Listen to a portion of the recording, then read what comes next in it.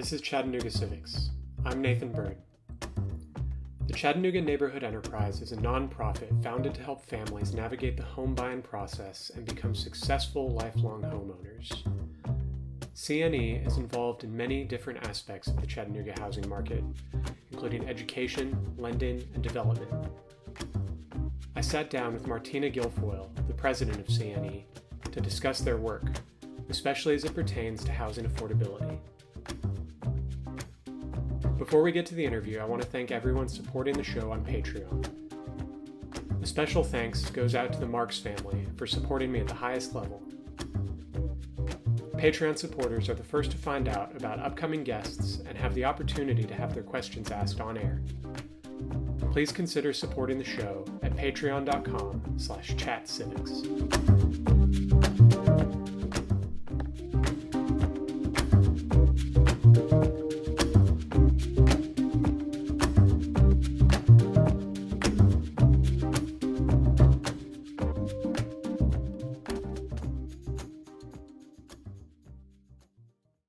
I'm Martina Guilfoil. I'm the president and CEO of Chattanooga Neighborhood Enterprise. So give us a broad overview of what Chattanooga Neighborhood Enterprise is and what y'all do, the programs y'all have. There's a lot just looking at your website, so just kind of list out the highlights. Okay. So CNE, we believe that the future of Chattanooga is rooted in the vibrancy of our neighborhoods and the prosperity of all of our people. And the way that we manifest this belief is through providing investments in neighborhoods.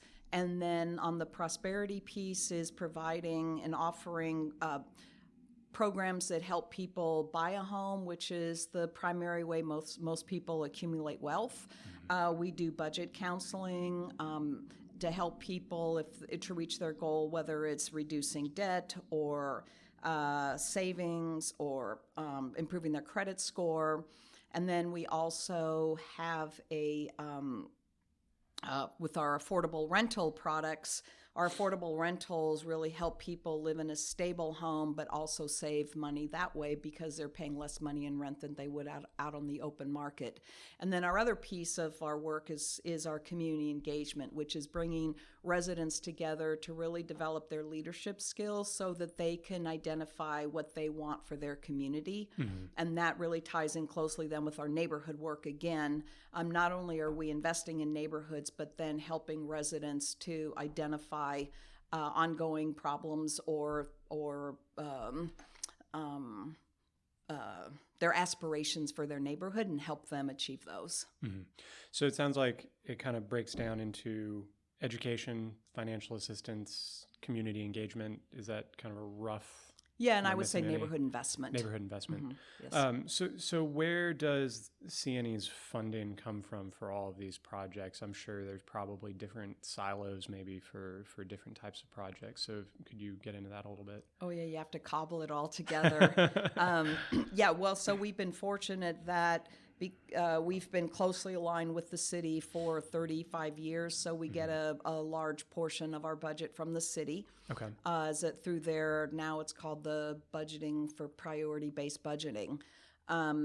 So we get funding from them, although the goal of the board of directors is to increase our earned revenues year over year so that we're not as reliant on government funding, and we could use that money for projects in the future. We're not there yet, although we are year over year generating more income, and the way we generate income is through our rental fees, and then we service loans. We make loans and then we service them, and there's the interest off the loans that we generate, and then our loan origination for our first mortgage lending that we do. And then, of course, there's other grants. Lyndhurst and Benwood Foundation have been strong supporters of CNE for, I think, 35 years, and they continue to support us, although more in the project realm in terms of our project work than operating, though we have gotten from time to time big operating support from them for special projects, for example. And then NeighborWorks America, we're one of 250 NeighborWorks organizations across the country. NeighborWorks gets a direct appropriation from Congress, and we get funding from them on an annual basis. So that's those are kind of the big buckets right now. That's a lot of buckets. Yes. So going back to kind of the programs that this money is used to fund, you've talked about different education programs, you've talked about down payment assistance, you've talked about rentals. How do citizens qualify for these various programs? I know there's different levels. I'm sure education, it's probably all open. But for things like down payment assistance and rental assistance and all that, how do you qualify for that? Yeah, I mean, generally, you're right. Depending upon the program that you're looking for, education is free to everybody. Buying a home, you're not born knowing how to buy a home, and there's a lot of components to it. And so I wish everybody would do home buyer education. Some lenders require it before you get a mortgage. So that's open to everybody, as is our financial counseling. Somebody wants to come in and get some help. Well, and trust me, you may have a lot of money and you don't know how to manage your money. So, I mean, that is available to everybody. The income qualified programs really are our affordable rentals and our down payment assistance. Again, anybody can come in and get a first mortgage from us. We're pretty competitive, and that the income that we generate off our first mortgage lending goes to pay for our mission work.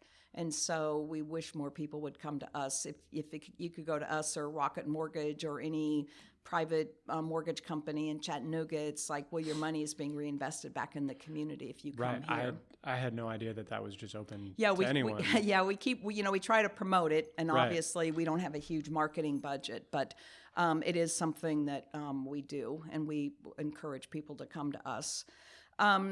So the down payment assistance program is income qualified. I mean, the best thing to do is go on our website because it's based on family size and your income. So and then we have several different programs, because one program that's funded directly from the city of Chattanooga is a lower income, and then we have our own capital that we use here that we go higher. And so then and then affordable rentals is similar. It's really based on your income and your family size. We do cap, right now we're capping our rentals for a family of one, it's about 39, well, it's almost $40,000, a little less than 40,000. And then it goes down from there. So how many of those rentals do you all have and manage? Is that something you can share? Yeah, right now we have 164 units. We've got 47 under construction. We're getting ready to break ground on another 29 units within the next month or two. And then we have another 82 in pre-development, meaning we've got engineers and architects working on plans. And we're working on funding. And then we've got possibility of working on another 60 that we still have to work out those details. And then looking at, we still have land for a few more projects after that. Okay. So it sounds like affordable housing in general is pretty core to CNE's mission.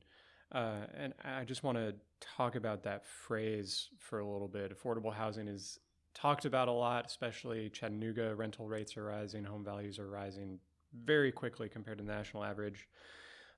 What is the metric that CNE uses to quantify affordable housing specifically, instead of just kind of throwing it out there as a feel-good phrase? Yes, that's a really great question, and you're right. I hate the word affordable because nobody knows what that means. And so from a government perspective, you can quantify it as, just as I did, a family of one that earns $39,950 is considered affordable. And then it goes down based on your income. So 60, that's 80% AMI. You get into these AMIs is what the government uses. Yeah, what is that term? Area AMI? median income, which means that your median income is half make more, half make less. So 80% would be 80% of the median. So, and then the 60%, which is where we try to target, most of our product is at $30,000 for a family of one. And then I think 50% AMI is 25,000. So when I do community events, I like to just talk about the household income, because the other misnomer, unfortunately, is when you say affordable housing, everybody conjures up some bad image of what that family or person looks like, and actually it's somebody that makes about $12 or $13 an hour, which means these are working people in our community that serve you everywhere you go during your day that you don't even think about.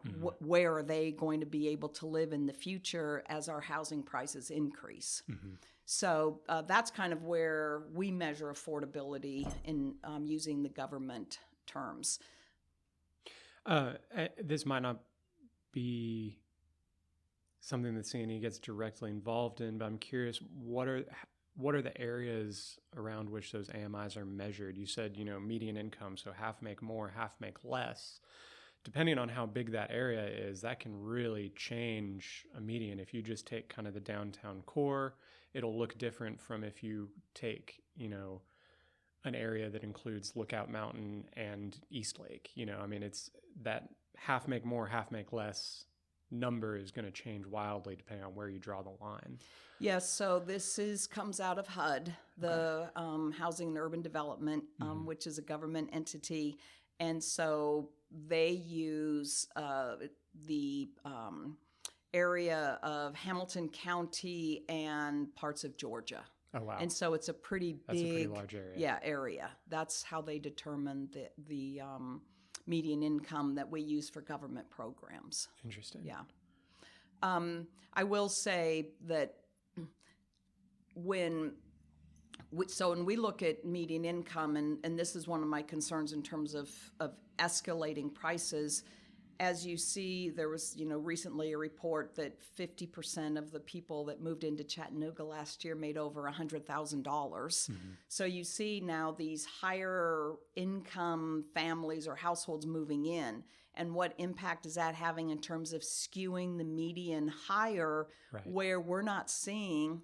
Now, maybe the pandemic will change some of this as staffing shortages have happened, which will actually be probably a good thing for wages. Well, depending on where you fall on the spectrum, I think it's a good thing for wages. We might see higher wages, but we have not seen a lot of movement in terms of people's wages at the lower end. And so as we start pushing towards, $40,000 is affordable, what does that mean to people that really need that are earning $25,000, $25,000 that need a place to live that's affordable. Right. So I want to talk about your actual on-the-ground projects that you all do, building housing and rental housing, and just talk about how these projects work, maybe get into how they're funded, how they're selected, the areas that they're in, and maybe get into some of the challenges that you face building these projects, and how many of them end up meeting that affordable metric and how many of them end up kind of maybe subsidizing that affordable metric. Okay, that's a good question. Well, we were really fortunate back in 2013, which is right before I came to CNE. The staff had been working with Tennessee Temple University. They were getting ready to leave the area, close down. They'd already closed down. They were leaving the area, and they were disposing of all of their assets, selling them off. So they had, over time, acquired all of these empty lots, what I call outside the gates. For anybody who's driven through Highland Parks will see the fence that used to be up around the university. And so we were able to negotiate with them to buy 32 parcels that were outside the gates that basically were vacant land, that I think their big vision at one point was to create parking on those lots. So we were able to buy them. The whole package turned out to be about $10,000 per lot.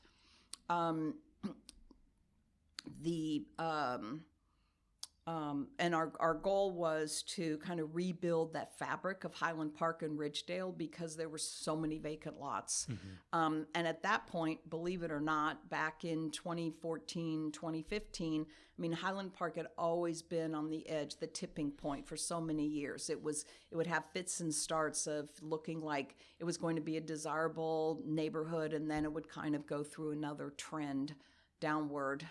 So it was a risk whether or not building for sale housing was going to be a good investment there. But so we met with the community and we said, okay, we've got these 32 parcels, and there was kind of a contingent that said, yes, we want density because we know that in order to have neighborhood serving uses, you have to have more dense housing and more people.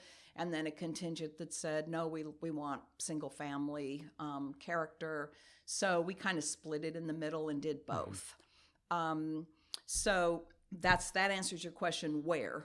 For the last 5 years, that's where we've really focused because that's where we had all this land that we were able to buy. It took us a few years to really develop it out. Our first project was a small format apartment building, 51 units, called the Maybelle, and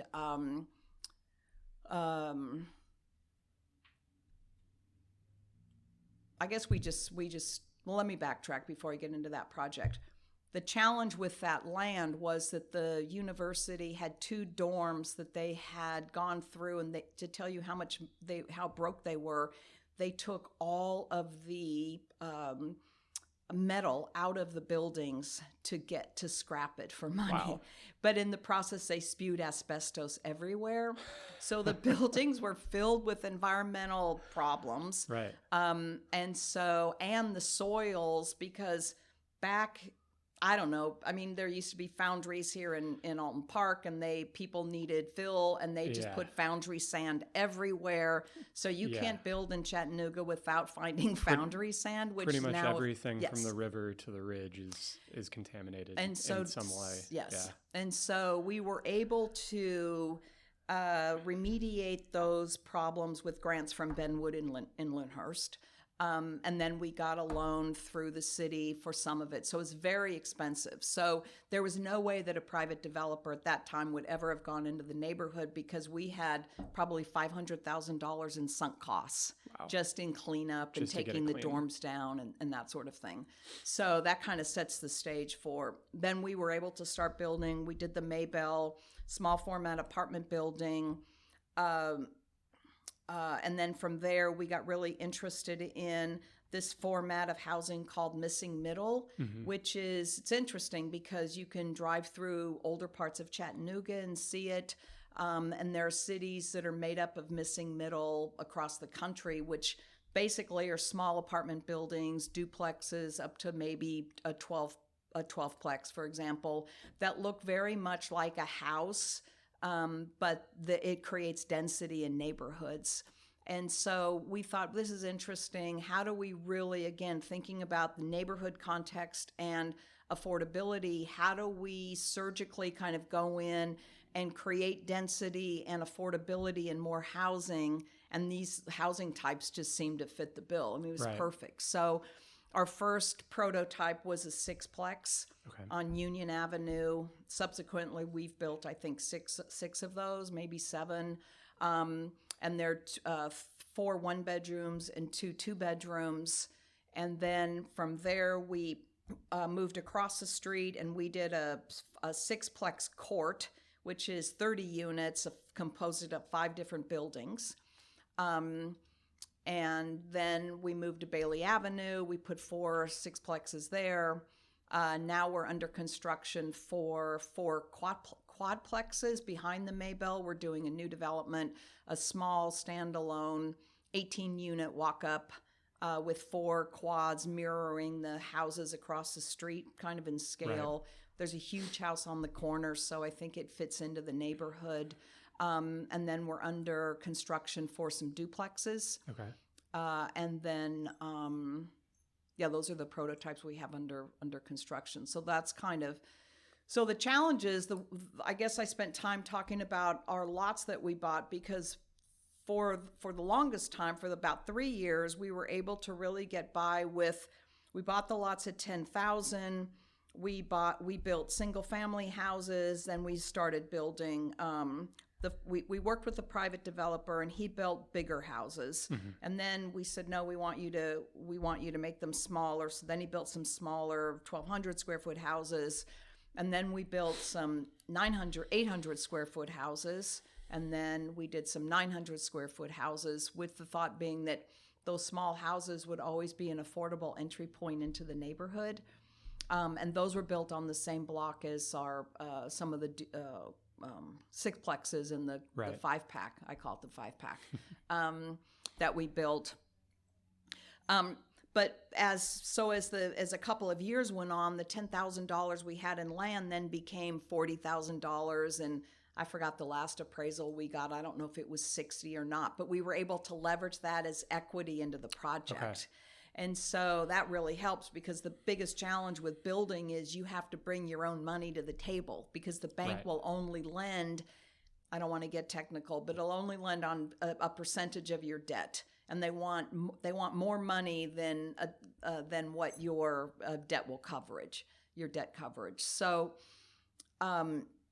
we were able to use that, and then we got grants again from Benwood and Lyndhurst. We got funding from the city to really reduce the rental rate on 11 of the units of the Maybelle, and every project we kind of go in for 20% of using city. It's called home funds. So that worked until we got to a project. We're calling it the Maybelle 2. The project I just described with the quads and the small 18-unit apartment building came in about $1 million over what we thought. And so then we have to start reverse engineering and figuring out, okay, is there something we missed? Is there something in construction? COVID hit, lumber prices jumped. Yes. Lyndhurst came forward with a grant to help cover the gap. So, and then we also went in for the first time for a pilot, which is payment in lieu of taxes. CNE pays taxes right now on every one of its projects, which is, I guess we're going to talk about policy, but it's a huge impact on affordability or leveraging the amount of debt that you can take on. So we have a pilot. So we were able to make that project work.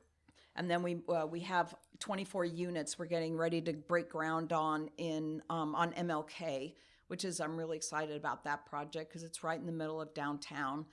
And that one, again, came in about $1 million over what we had anticipated because of increased labor and construction costs. So going to kind of our go-to contractor who's been able to figure out how to shave costs. And a lot of it is because he self-performs.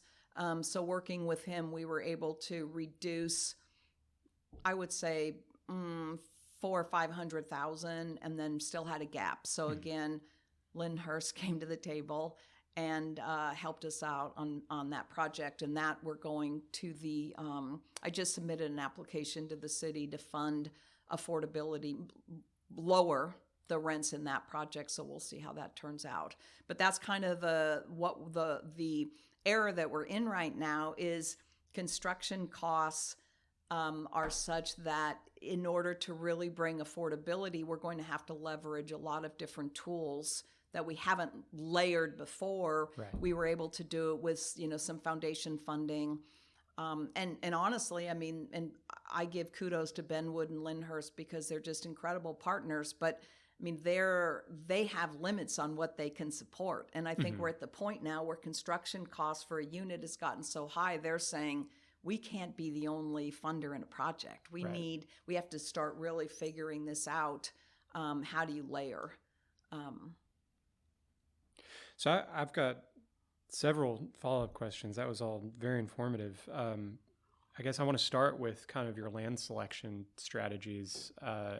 Have they continued to follow this pattern of selecting land that maybe a traditional developer wouldn't touch because of the cleanup costs, or was that particular to this project?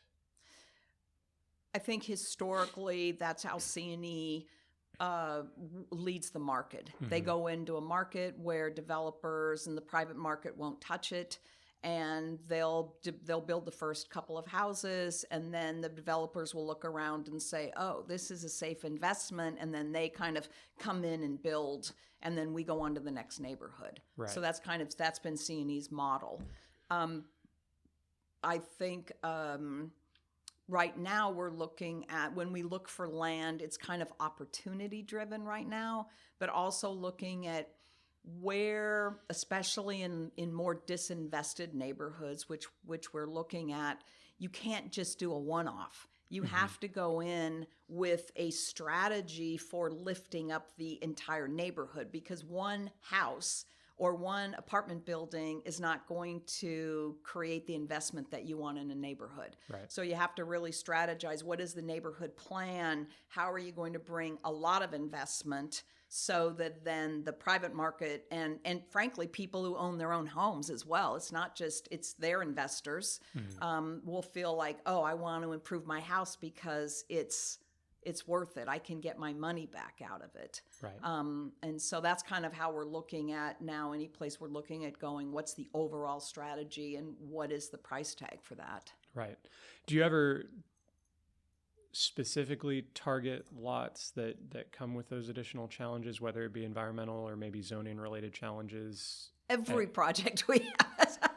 I don't think we've gotten a project yet that was the right, unless it was a single family house, right, that had the right zoning, that didn't have some challenge. And until you dig, you don't know what's underground. And right. so we always hold our breath in terms of our contingency until we're out of the ground and we know that what's there, and we figure, okay, you can kind of control costs once you start building up, but it's the under the ground. And then we, before we buy, we always do an environmental assessment, so you kind of know right. what's there. Right. What is kind of you've talked about a lot of different products that y'all have, various sizes of single family, some large multifamily, and then that missing middle that you talked about. What's kind of the breakdown percentage-wise in terms of units, and is that a set strategy that y'all have to meet a certain mix, or is it more dependent on each individual situation? I would say it's really dependent on the lot size. So at the Maybelle, we have 1, 2, and 3 bedroom apartments. We have 2 3-bedroom apartments. 3 bedrooms are hard to build. Right. I was just in conversations with the city the other day about creating a strategy so we can build more 3 bedrooms. The challenge is that a 3-bedroom will take the same square footage as 2 1-bedrooms, but half the rent. So, for example, if I could get $1,600 for 2 1-bedrooms, I might get an affordable rent on a 3-bedroom might be $1,200. And so how do you cover that gap? So it's all about now what it costs to not only build, but your ongoing maintenance costs. Right. And then who fills that gap, because the math doesn't work when you're charging less rents. So most of our duplexes are 2 bedrooms. As I mentioned, the 6plexes have a mix of 2 and 1 bedrooms. We have some smaller 1 bedrooms. The 5-pack on Union Avenue is that project stays full because our small 1 bedrooms are $695. So, and that's our market. That's our rent. There's lower rents based on whether or not it's funded through the home funds. Right. So but that's getting harder to do because of the market and the construction costs. Right. So. And then one last follow-up question about some of the things you talked about already. You said you target 20% of those units being income restricted or subsidized? Yes, I would say. What's the term that you want to use? This gets very confusing. We target 20% to go to the city of Chattanooga and ask them for home funds. And those are units that are targeted towards folks that are earning $30,000 or less. And then the rest of our units, we make affordable to 80% or less. Now, right now in our portfolio, we have people that are over 80% 80% AMI. But that was because, believe it or not, when we built the Maybelle, a market rent in 2017 was $800. And so we're firm believers in neighborhoods of mixed income developments. We want people to live in mixed income communities. That's the way it used to always be.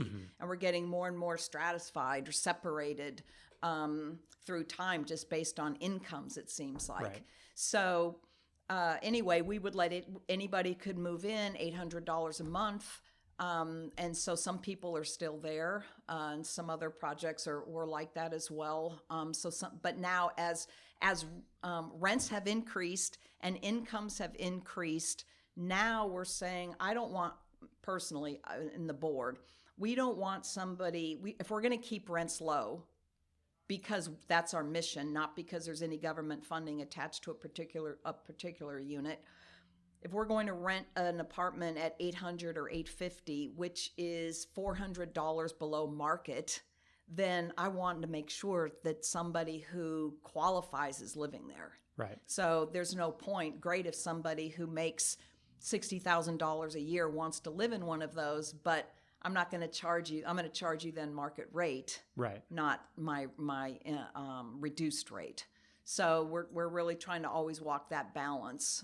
And so that was a kind of revelation we had maybe about a year and a half ago that, gosh, rents are so high now. While we believe in mixed income, I think that there is a mixed income community, because when we analyze our rents, 15% of our renters are under 30% AMI, which is like $15,000. Yeah. And so even though I'm throwing out these numbers to you, I mean, we're serving a really broad range of folks, from people who make zero and they're getting a voucher. We take vouchers from the housing authority, all the way up to maybe 100,000. But most of our folks, I think our average income the last time I looked was somewhere around $38,000 across our portfolio. But 50% of our tenants are earning less than about $25,000 a year. So I think that, I feel really happy that we're able to hit that target group, even though with our funding, we kind of go in for the $12 an hour, sort of $12 to $14 an hour households, but we're able to achieve lower than that. Right. So I want to move on and shift gears a little bit and talk about kind of some critiques of CNE and the way that CNE operates and develops. So I want to start, I'll split these up. There's two main ones that I've heard just from viewing comments on Facebook and just talking to people. So take all of this with a grain of salt. But the first one is kind of from my experience sitting in planning commission and zoning hearings and things like that. Several projects that CNE has done have seen pushback from the community, usually for being, quote, out of character with the neighborhood, unquote, in terms of, scale or, a multi-unit housing development in a traditionally single-family neighborhood. How do you respond to those critiques of CNE, the people who are bringing these critiques to the table would maybe say not respecting the character of the neighborhood? That's an interesting question. I get it that it's hard. Change is always hard. I would say I can almost go project by project. The Maybelle, we met with the community, and as I said, we appeased both the people that understand density and then those who wanted single family. I think that the critique of the Maybelle is that it didn't look like it's rendering. And I'm the first to, when we've let folks down. I'm not going to be defensive about it. I mean, the Maybelle was an issue of value engineering because, again, it's too, you know, the costs are always an issue when you're trying to achieve affordable rents. But I think it's turned out to be an incredible project. And we've learned, I mean, every project we learn. As I said, we're creating prototypes. And so on each project, we're like, oh, we could have done this a little different next time. We'll do this. And it's a learning process. And our goal is to develop a really great product of work that private developers can use themselves as good examples of good urban infill development. The out of scale, I mean, the most recent example, this is a really tough challenge. The Area 3 plan went through, I don't even know how many meetings over a several year period where the community got together and they planned out what their neighborhoods would look like, where there would be density, where they would uphold only single family housing. And Bailey Avenue was identified as one of the corridors where there would be higher density rather than into the neighborhoods. And so when we went forward with a 32-unit project on Bailey Avenue, there had been 4 dilapidated slum condition houses that we were able to purchase and bulldoze. And so when we proposed this project, the residents came out and said, we don't want this sort of density behind us. It was the neighbors behind. And but it was in line with the plan. But they had never heard about the plan. Right. And so to me, that's the challenge. It's like doing community engagement work for as long as I have, there's always somebody that doesn't know what's going on. And how do you bring them up to speed, which I think is what you're doing with your podcast, which is incredible, because it's needed. I mean, and we need it from all sort of avenues. How do people know what's going on? How do they get involved? How do they have their voices heard, which is one of the reasons for our community engagement work as well. And so at some point, I mean, I don't know what the answer is because you kind of follow the rules, but some people weren't aware of the rules. But we did hear the residents on that project. They want something different than the sixplexes that are down the street. So we're trying to go back with design work and figure out what's something that will be in scale. Although there is that huge church across the street, so this is a spot that I think could be a little more dense. But anyway, how do you break up the pattern of the street so that it feels comfortable to the neighborhood? We did respond to the neighborhood about the quadplexes on behind the Maybelle. We're calling the Maybelle 2. So that was going to be a similar Maybelle project, but they wanted something that mirrored the houses, and so we're doing the quads. Okay. So we, believe it or not, I mean, we do try to be respectful and listen. Right. Because it sounds like you've tried to make compromises. We are a community-based organization. My board is made up of community members. So it's not some corporate board where people live someplace else. I mean, these are all people that donate and volunteer their time because they want a better Chattanooga. Right. So I actually want to back up just a second and provide some context to some of our listeners who might be coming to this interview fresh. You mentioned the Area 3 plan.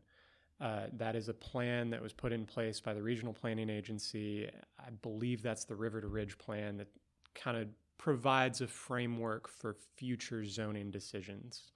And so I encourage any listeners who are kind of struggling to keep up here to go back and listen to the episodes Intro to Zoning and Regional Planning Agency.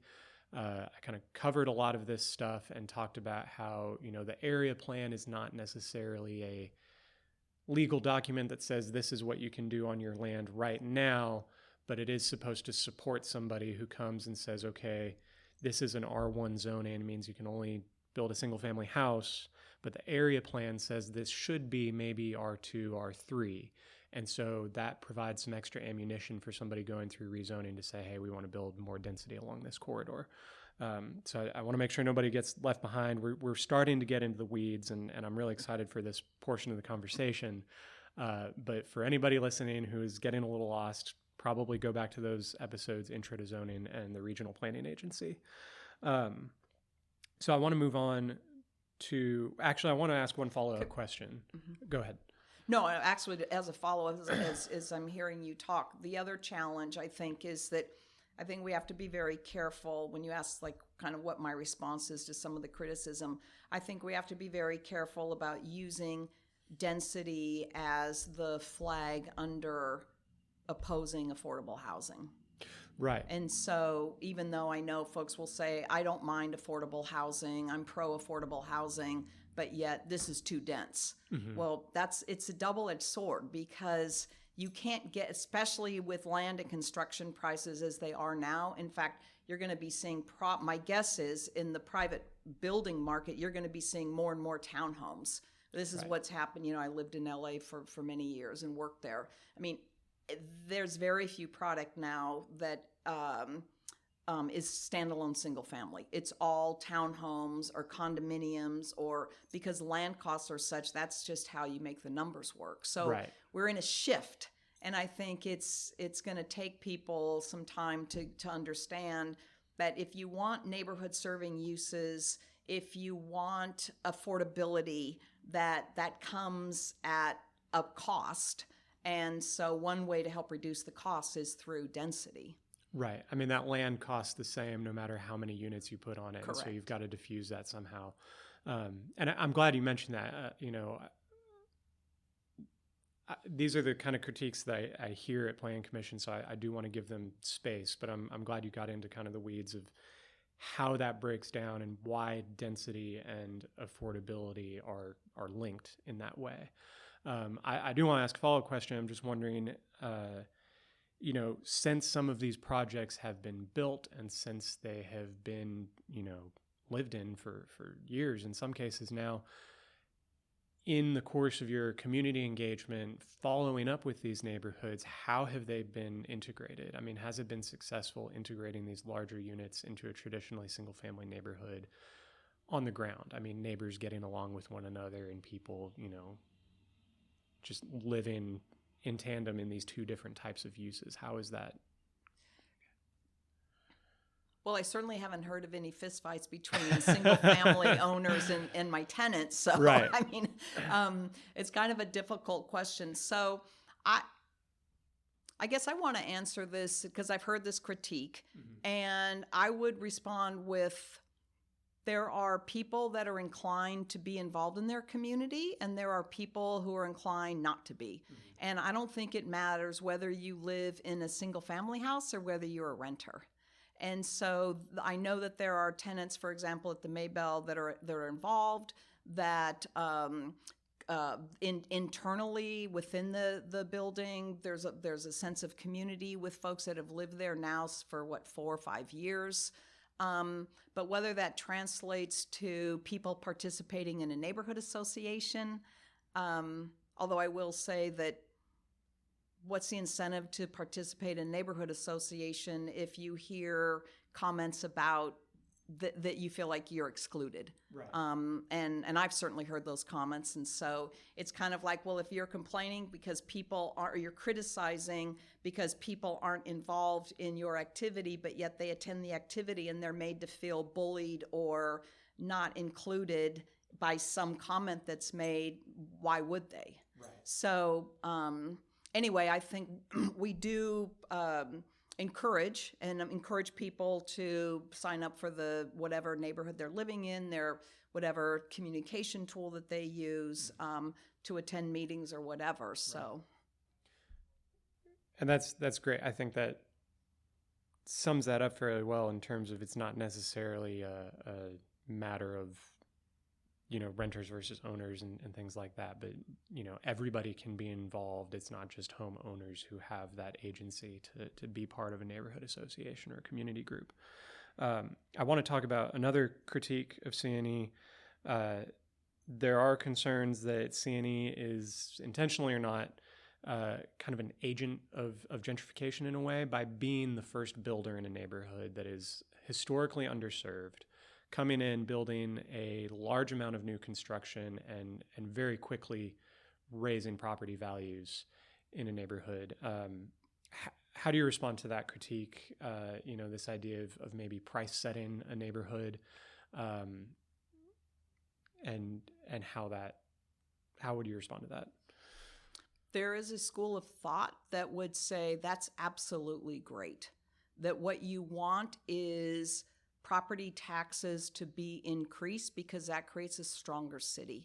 I think when we start talking about policy, the issue becomes, what do you do with that increase in property values? Right. And so how is that reinvested back into the community to help the community where you're working? Right. And what are the safeguards that can be created so people don't get priced out of a neighborhood? Mm-hmm. Because if you don't invest in a neighborhood, conversely, what you're saying is disinvested neighborhoods is our affordable housing strategy. And right. So is it fair that in order to keep affordability that neighborhoods are disinvested for years? I mean, I don't think anybody wants that. Right. And so to me, it's, when you talk about the word gentrification, I would say really what we're trying to do is implement a neighborhood investment strategy that helps all people that are there.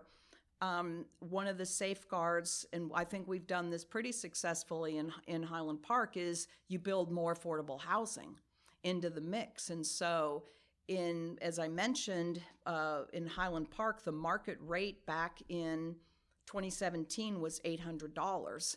We haven't raised our rents.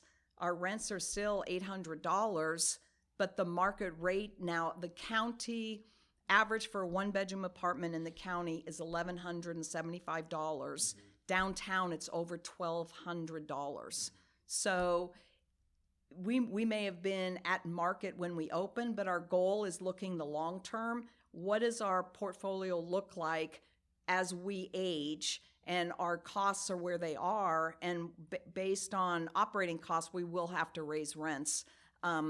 But because we start low, we're going to be able to stay low. Right. And you're not raising, I guess the typical market rate rent raises based on demand, based on, the landlord is able to get so much more profit based on just the market being more desirable. And that's something, you're raising off of, correct me if I'm wrong here, but it sounds like you're raising based off of, taxes go up, maintenance costs operating go up. Costs, correct. But that profit margin stays the same. Yeah. Yeah. So, and I think, and also thinking about, CNE is, we've never displaced anybody. We've built all on either mostly vacant land, and we just rehabilitated the old post office in Ridgedale, but there was nobody living there. So, but I think this is, and in fact, we're going to, we have my policy committee on my board is really interested in exploring this whole gentrification conversation. And I almost hate saying the word because it's so loaded with pros and cons and people that just have this immediate reaction of, oh, that's bad. But really what we're talking about is investment and what's our investment strategy and how does everybody in the community benefit from that. And I think that's a conversation worth having to help drive policy around how do you really help ensure that if housing prices are going up, if the neighborhood is starting to see a general increase in desirability, how do you protect the people that are living there?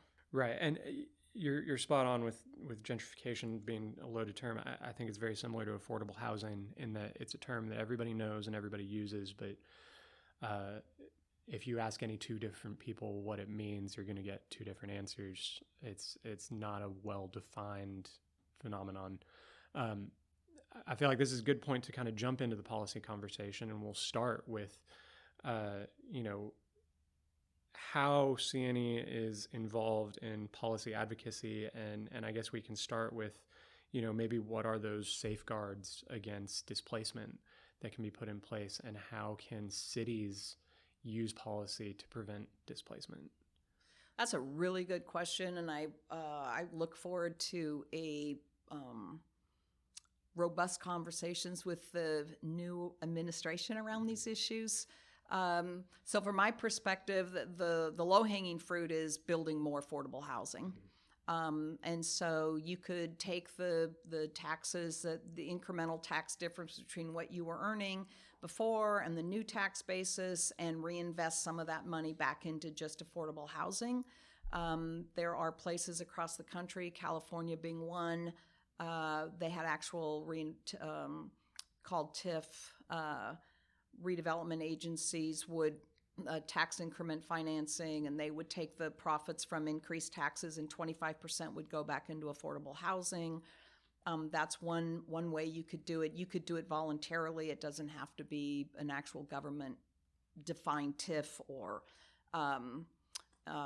and oh shoot, now I've forgotten who. Somebody just did that. Some city voluntarily is using the difference between what their taxes were and the new tax basis for affordable housing. Maybe it'll come to me. So that's one. I think another would be, and I've forgotten exactly now if they're calling them legacy programs, but I'm really interested in right of first offer to folks when you build the affordable housing, folks that have a tie to that neighborhood, either currently or maybe go back a generation or something. They have the first right to be able to rent those units. Interesting. And I really like that policy. Because I think that helps then ensure that people who are living there are able to stay there, and they've made the investment living in that neighborhood for, in some cases, generations. Right. So I like that as a policy. I would love to explore. Right now, there's a tax abatement if you're over the age, I believe, of 62 and of a certain income. But I'm wondering if that could be expanded to, why is it age related? Why can't it be just income related? And as a portion, much that we qualify people for rent or mortgages, 30% of your income.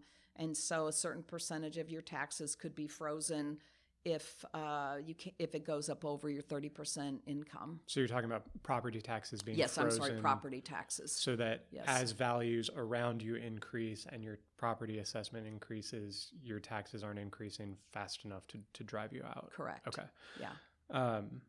I mean, and we're seeing that, everybody just received their tax notices, and we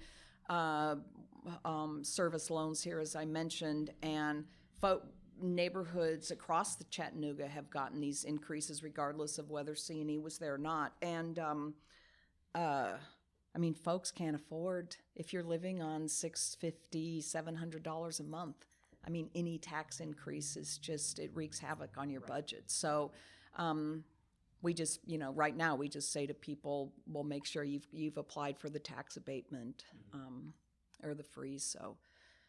But I think those are the kind of the low-hanging public policy recommendations that I would make when I get a chance with the city. Right.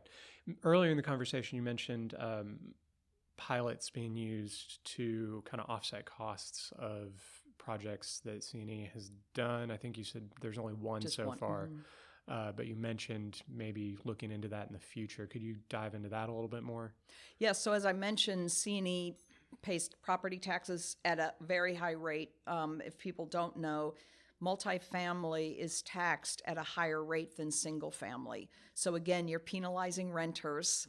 Why, I don't know, but so we pay a higher property tax rate. It equates to about $115 a month of additional rent we have to charge because we pay taxes. Or it means less money that we can borrow, which means we have to bring in more equity, which makes it hard because how are you going to raise equity things get more expensive. So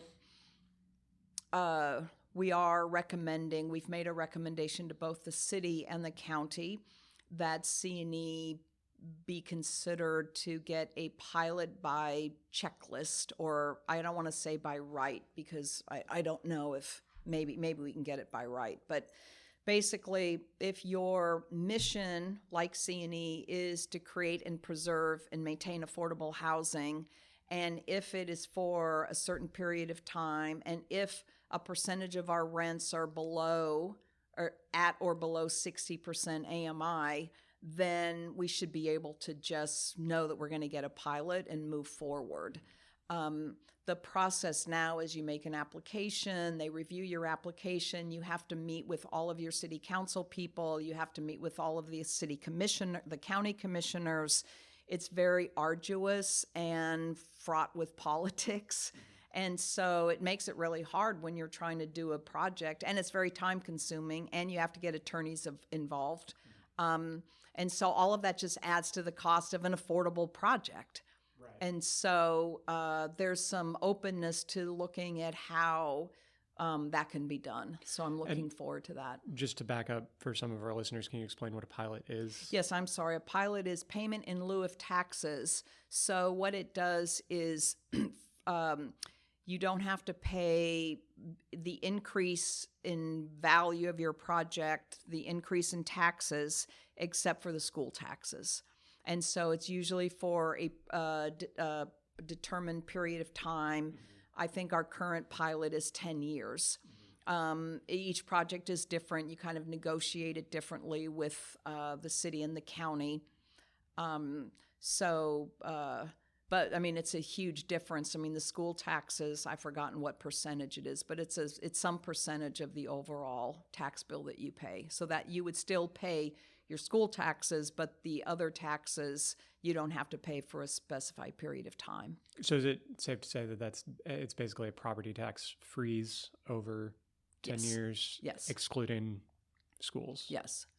And there's a state you can get a state exemption, which is really great, except that the legislation was written such that it's only for senior housing and disabled. And if not those two things, then it is a specific funding source. Right. So we don't qualify. We've gotten the state exemption on a few units that we own, but not our overall portfolio. So I want to move on and talk about, we've touched on zoning several times in this conversation already, so I'm just curious about CNE's policy recommendations around zoning and how zoning can be used as a tool to promote affordable housing and, just neighborhood health in general. Yeah.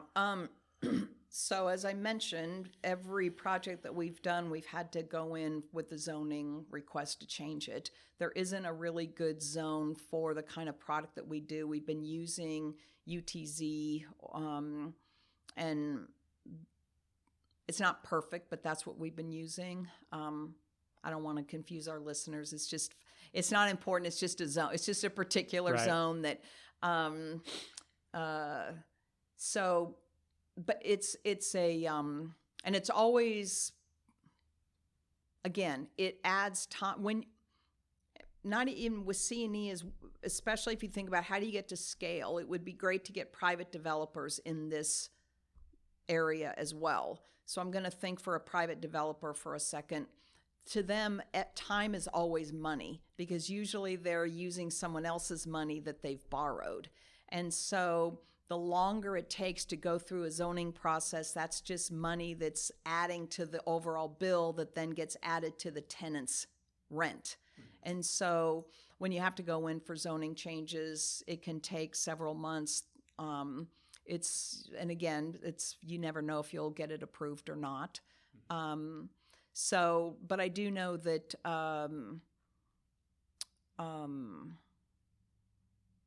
I think we've been able to figure it out in terms of the personalities of people. That has a lot to do with it, how you deal with people in terms of that work at the city and working with them to figure out the best zone. And it's not then it's zoning, it's also then the building codes have a lot to do with your overall cost and process as well. Is there something specific about zoning that you're thinking about? No, all that has been helpful. I guess it sounds like you're having trouble using the zones as written currently to build, I'm assuming, the missing middle and probably larger projects that y'all have built. And I'm also thinking, I know y'all did a tiny house, I guess, And I know those can be really difficult. Just my experience as an engineer, things like that can be really difficult because of setbacks, and things end up eating up so much of the lot that you have to be a certain distance away from your side lot line, and you have to be a certain distance away from your back lot line, and you have to be a certain distance away from your front lot line. And by the time you draw all those lines, if you have a very small lot, you're left with an unbuildable piece of property. So you have to go apply for variances for all these setbacks and things. Yeah, and that's why we've used UGC, because most of, for example, the project we talked about earlier on Bailey that we're in design, that was R3. Well, R3, you don't want an R3. I mean, basically, you're set back from the street. In theory, you could put parking in the front of the building.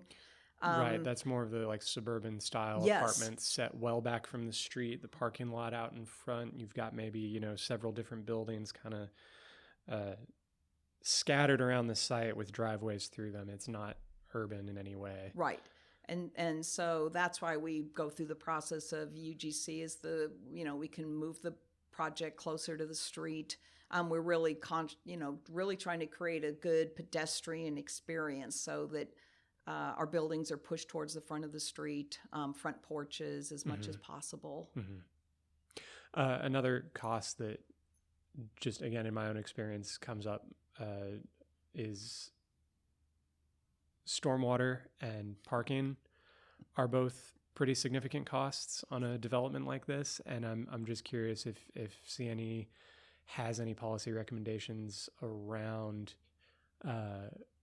either of those. Parking, you're under most zones, you're required a certain number of parking spaces per unit, which then in turn affects your stormwater. You have to treat a certain amount of stormwater and make sure it doesn't leave the site essentially everywhere in the downtown area, which can be a very arduous process. And so I'm curious if you have any specific recommendations to promote affordable housing around either of those regulations.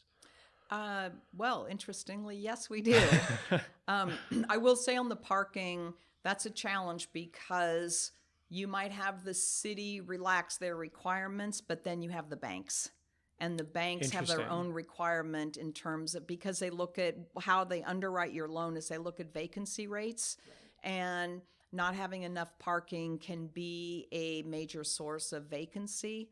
And so that's why they underwrite it differently. So you have to adhere to what the bank's requirements are oftentimes. On the stormwater side, Justin Tierson came to work with us not quite a year ago. And he used to work at the RPA. So he's put together a list and has met with the new administration and has started these conversations about what are the barriers that we have seen that we think can be addressed to really help improve development of buildings that are more affordably constructed, let me say that. So stormwater, I'll give you a great example. You might have a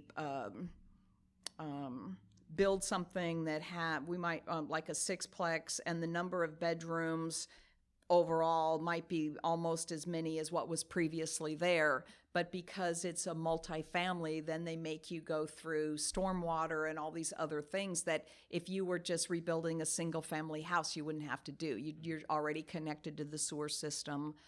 So that's been an issue that we're looking at addressing. Contiguous lots. If you're 2 lots, you don't have to worry about stormwater. If you're 3, then it kicks in stormwater. Even though, for example, we built 6 houses next door to each other, we had to do stormwater, even though there were 6 separate houses there previously. But because we were doing it as one developer, we had to then deal with stormwater. Right. So those are sort of the things that we're looking at, trying to come up with common sense solutions. Right. So I would love to keep this conversation going. This is the kind of thing that I get really excited about, but we are running out of time a little bit. So I just want to ask, is there anywhere that CNE has kind of collected some of these policy recommendations that are publicly available? Is that a document that we can read, or is that something that's more internal? Yes, we did. In the last mayoral election, we created a policy platform that we put forth to all of the candidates It's not as prescriptive as some of the things that we're talking about, but the general policy direction was address building and zoning codes, for example, that impact affordability. And that's on our website, and we're currently working on a similar platform with the mayoral election for the county.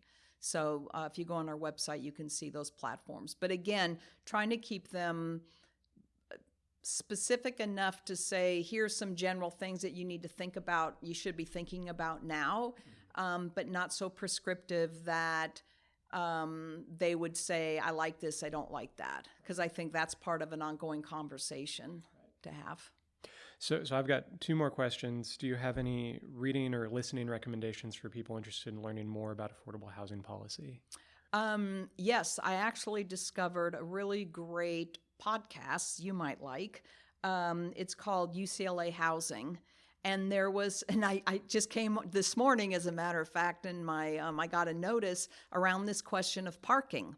And this week's podcast, the UCLA guys, they bring in all these people that are academics that have written papers. And it can be from across the world. It can be very specific to something going on in the United States. But the discussion this week is about somebody who has studied this issue of, does the lack of parking in developments create people walking less, or is it people that are walking less are drawn to units with limited parking? And I don't know I don't know the answer. That's why I'm going to listen to this. Anyway, I've really enjoyed their podcast. They cover a lot of different issues. And even though it's out of UCLA, it's, as I said, it's nationwide issues, and even in some cases they go international around these issues. And then, ULI, they're a good source. Urban Institute, Next City, Shelter Force, those are kind of the industry publications around these issues. Affordable housing, National Low Income Housing Coalition, they put out stuff. Great. And I've got one last question. This comes from a Patreon supporter. They're allowed to ask listener questions at the end of every episode. So we've actually covered a lot of this one, so I want to focus on kind of specific recommendations.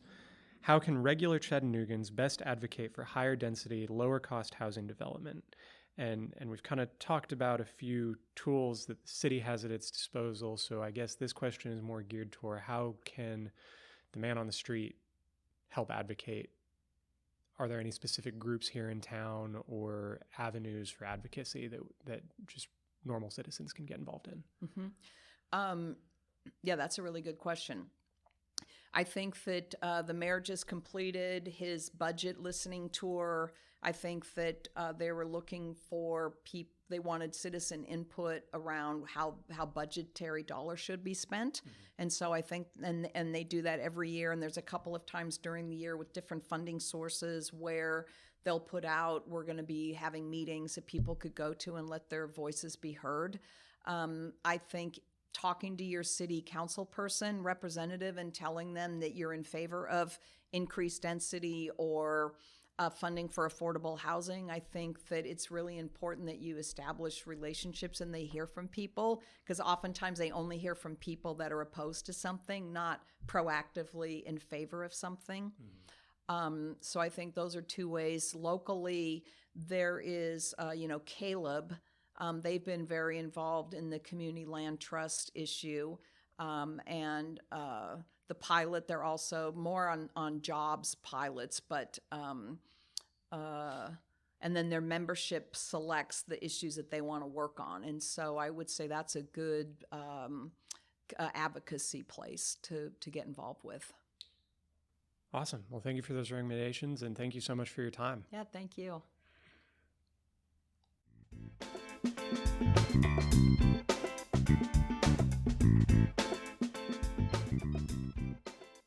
I hope you've enjoyed this episode of Chattanooga Civics. Our music was written and recorded by Kevin MacLeod. If you have any questions or feedback, please send me an email at chattanoogacivics@gmail.com. You can follow me on Facebook, Twitter, and Instagram @ChatCivics, or visit the website chattanoogacivics.com. Thanks for listening.